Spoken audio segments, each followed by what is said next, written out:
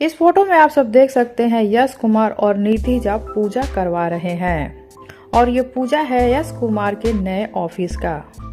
अपने नए ऑफिस के उद्घाटन पर यश कुमार बहुत ही जोरों शोरों से बहुत ही अच्छा पूजा करवाए थे। यश कुमार हनुमान चालीसा का पाठ करवाए थे और यश कुमार और निधि झा दोनों साथ में मिलकर बोले थे। हनुमान जी की आरती यश कुमार और निधि झा दोनों साथ में गाए थे।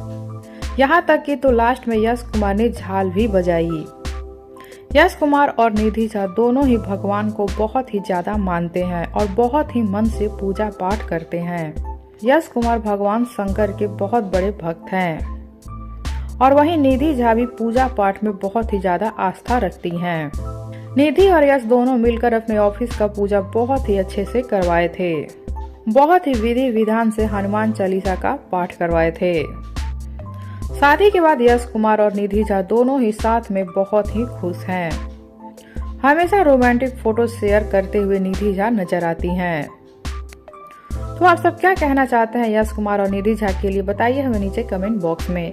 साथ ही वीडियो को लाइक कर लीजिए, चैनल को सब्सक्राइब कर लीजिए। वीडियो पसंद आया हो तो इसे ज्यादा से ज्यादा शेयर कीजिए।